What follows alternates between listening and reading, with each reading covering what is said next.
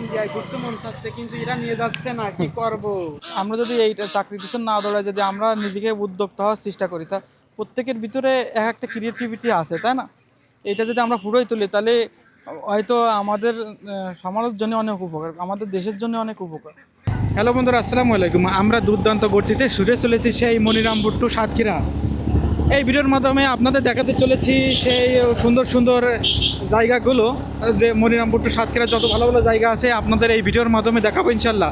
আমরা প্রকৃতি দেখতে দেখতে এত সুন্দর রাস্তা ধরে চলেছি, গন্তব্য বহুদূর। আমাদের রাকিব ভাই 85তে পর্যন্ত গাড়ি টানতেছিল। আজ শুক্রবার হয়, আমরা 1:10-এ একটা মসজিদে এসে থামলাম এবং সেখান থেকে জুম্মার নামাজটা আদায় করে নিয়ে আবার চলা শুরু করলাম।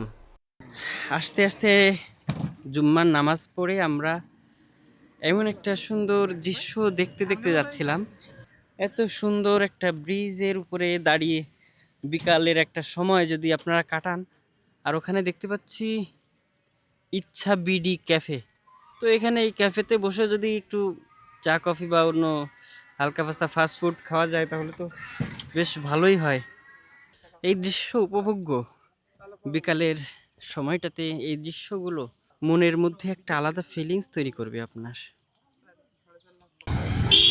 আমরা সরসকাটি বাজারে আছি।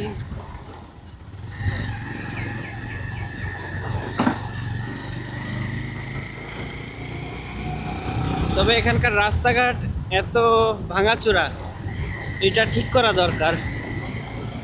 আমরা কোথায় গিয়েছিলাম, কেন গিয়েছিলাম একটু পরেই জানতে পারবেন, তার আগে ভিডিওটা দেখুন। আমরা যাচ্ছিলাম ভুমরা বর্ডারে।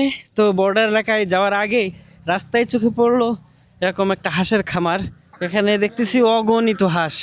কতগুলো থাকতে পারে এখানে আনুমানিক? আনুমানিক 1000 তো হবে, 1000 প্লাস হবে। 1000 প্লাস হবে। আর জায়গা দেখো বন্ধু, 10 কাঠা মতন জায়গা। হ্যাঁ, 10 কাঠার ভিতরে 1000 হাঁস যদি সুন্দরভাবে চাষ করা যায়। মানুষের চাকরির পিছনে দৌড়ায়, তাই না? আমরা যদি এই চাকরির পিছনে না দৌড়াই, যদি আমরা নিজেকে উদ্যোক্তা হওয়ার চেষ্টা করি, তা প্রত্যেকের ভিতরে এক একটা ক্রিয়েটিভিটি আছে, তাই না? এটা যদি আমরা ফুটোই তুলি, তাহলে হয়তো আমাদের সমাজের জন্য অনেক উপকার, আমাদের দেশের জন্য অনেক উপকার। জানি না এই হাঁসের জাতের নাম কি। আপনারা যারা এই হাঁস চিনেন তারা কমেন্ট বক্সে হাঁসের নামটা অন্তত বলে যাবেন। আসলে দেখতে ভালো লাগতেছে যে এত হাঁস একবারে চাষ করে মানুষ। আমরা শুনেছি হাঁস চাষ করে মানুষ, কিন্তু কখনো দেখা হয়নি বাণিজ্যিকভাবে এইভাবে করে হাঁস কে চাষ করে বা কারা চাষ করে। আমরা দেখছি অনলাইনে শুধু।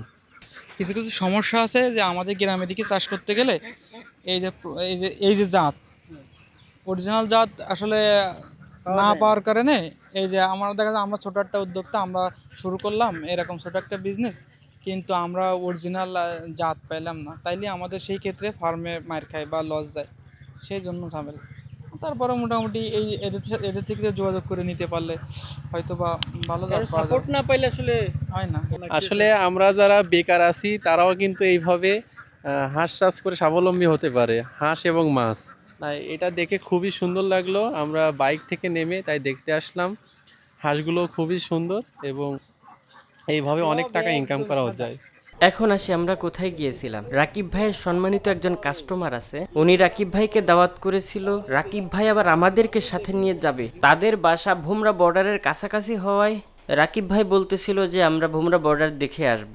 অবশেষে 3:30টার দিকে আমরা সেখানে পৌঁছালাম এবং ওখান থেকে খাওয়া দাওয়া করে তারপর আমরা রওনা হওয়ার প্রস্তুতি নিলাম। আসলে এত খাবার দাবার দিয়েছিল তারা, অনিচ্ছা সত্ত্বেও শেষ পর্যন্ত নষ্ট করতে হয়েছিল খাবার। তারপর যেতে যেতে আসরের সময় হয়ে গিয়েছিল। আমরা এই সুন্দর মসজিদে নামাজ পড়ার সিদ্ধান্ত নিলাম। পরে জানতে পারলাম এইখানেই কবির বিন সামাদকে অপমান করা হয়েছিল। কিছুদিন আগে একটা ভিডিও ভাইরাল হয়েছিল, কবির বিন সামাদকে চোখ বাষ্ট করে দেওয়ার কথা বলা হয়েছিল। সেই মাহফিলটা এই ময়দানেই হয়েছিল। আসলে ঘোরার জন্য দূরে যাওয়া লাগবে না, এই জায়গায় তো যথেষ্ট ভাই। অনেক সুন্দর, দারুণ এক মসজিদ।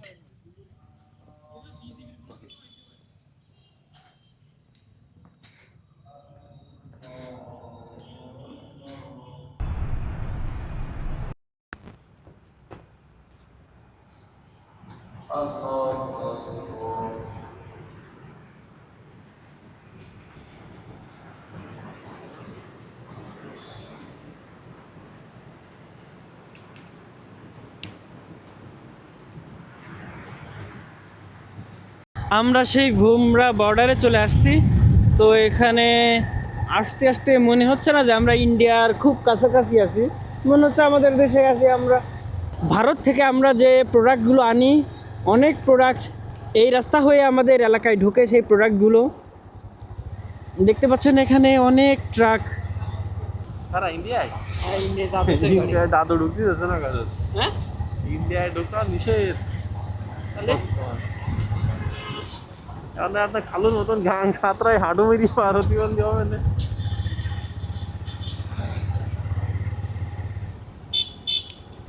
ক্যামেরায় দেখতে পাচ্ছেন আমরা বর্তমানে ভুমরা বর্ডার একদম শেষ সীমানা, সামনেই আমাদের সেই বর্ডার। ইন্ডিয়া, ইন্ডিয়া সামনেই। ইন্ডিয়া মানে ওই যে ইন্ডিয়া। হ্যাঁ ওই যে ইন্ডিয়া।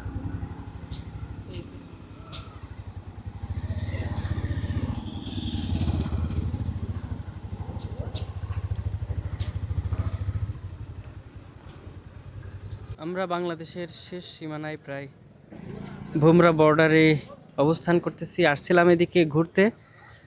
তো রাকিব ভাই, কি অবস্থা, কেমন লাগতেছে? আলহামদুলিল্লাহ ভাই, আমরা এখন এসেছি ভুমরা বর্ডারে বেড়াতে।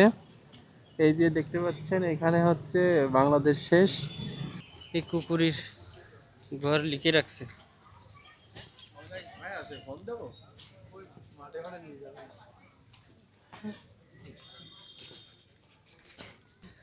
আমরা এই যে বাংলাদেশ অবস্থান করতেছি, ওই সামনে দেখতে পাচ্ছেন সামনের গাছগাছালি, এই যে খালি মাঠের পরে গাং, ওই যে গাং আছে সামনে। এরপর থেকেই ইন্ডিয়ার অংশ।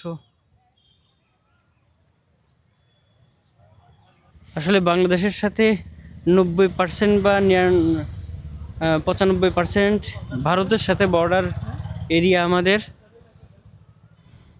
চতুর্দিক থেকে বর্ডার। তারপরও কখনো বর্ডারে আসা হয়নি। সাতক্ষীরার এই বর্ডারে আমরা এই প্রথমবারের মতো আসলাম। সামনে বিজিবির অনেক টহল দেখতেছি। আমি ইন্ডিয়ায় ঘুরতে মন চাচ্ছে, কিন্তু এরা নিয়ে যাচ্ছে না, কি করব। আমরা চলে আসলাম ভুমরা বর্ডারে। আমি খালিদ বন্ধুর রিকোয়েস্ট করতেছি আমি একটু ইন্ডিয়ায় যাব, কিন্তু সে নিয়ে যাচ্ছে না আমার, আমি কি করব। তুমি কি পাশার চামড়া লাল করতে চাও? তাহলে যাও, সামনের দিকে যাও। তোমার নাই পাসপোর্ট, নাই ভিসা, তুমি যাচ্ছ ইন্ডিয়া বর্ডারে। আমি গেলে ভুমরা বর্ডারে এসে তেমন কিছু দেখার পাইনি। Land custom station ভুমরা Satkhira.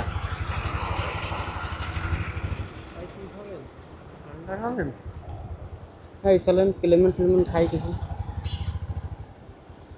এখন 6টা 8 বাজে। আমরা ভুমরা বর্ডার ঘুরে বাড়ির পথে রওনা হচ্ছি। চা খাবেন? বন্ধুরা দেখতে পাচ্ছেন একজন সালা বাবা।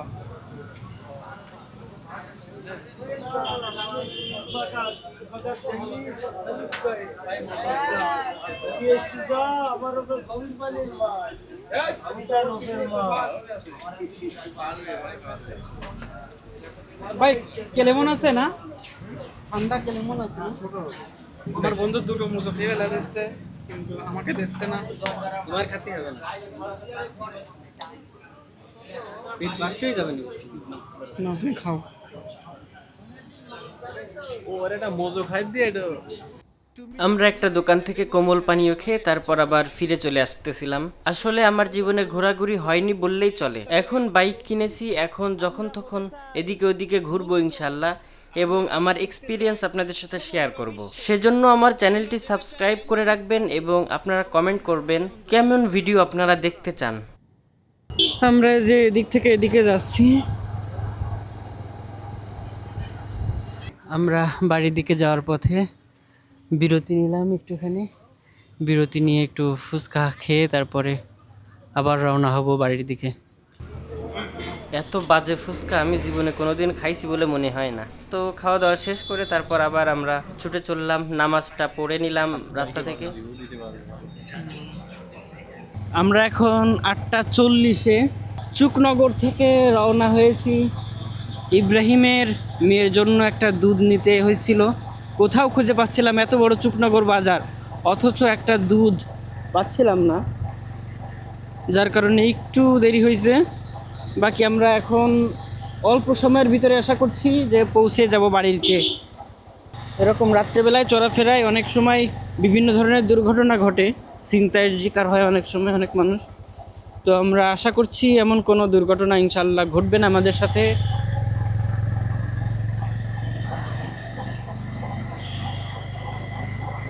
তো আমাদের রাকিব ভাই দক্ষ, উনি গাড়ি চালাইতে খুবই দক্ষ। উনি সেই আমাদের ভুমরা বর্ডার থেকে এই পর্যন্ত ড্রাইভিং করে নিয়ে আসছে। আমরা 150 কিলোমিটারের মতো, আজকে প্রায় 300 কিলোমিটার রাইড করলাম। সেই সকাল থেকে আমরা রাইড করে বর্ডারে গিয়ে তারপর আবার সেখান থেকে ফেরত আসছি। এত জার্নি করছি যে আজকে আমাদের শেষমেশ কষ্ট হয়ে যাচ্ছিল। অবশেষে 9:30টার দিকে আমরা বাড়িতে এসে পৌঁছালাম। এই ছিল আজকের ভিডিওটি কেমন লাগলো কমেন্ট করে জানাবেন ইনশাআল্লাহ। আজকের মতো বিদায় নিচ্ছি, আল্লাহ হাফেজ। আর রাতের এই ভিউটা নিতে হলে ভিডিওটা শেষ পর্যন্ত দেখুন। আর 1 মিনিট এই ভিডিওটা রেখে দিলাম, আপনারা যদি চান দেখতে পারেন অথবা স্কিপ করে নিতে পারেন।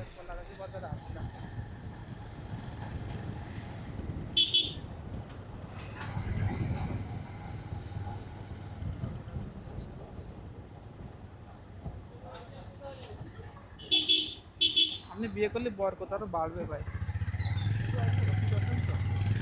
এ 100%, এর কোনো মিস নেই।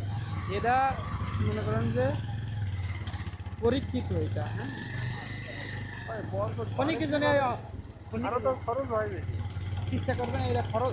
মনে করেন যে আপনার হঠাৎ করে ব্যয় 20,000 টাকা ব্যয় বেড়ে গেল। হ্যাঁ, এইবারে চিন্তা করবেন যে 20,000 টাকা ব্যয় আমার বেড়ে গেছে, তাহলে আমার তো খরচ আরও আছে, তা আরও আপনার কন্ট্যাক্ট করতে হবে, আরও আছে প্রসার বাড়াইতে হবে ব্যবসায়িক ক্ষেত্রে।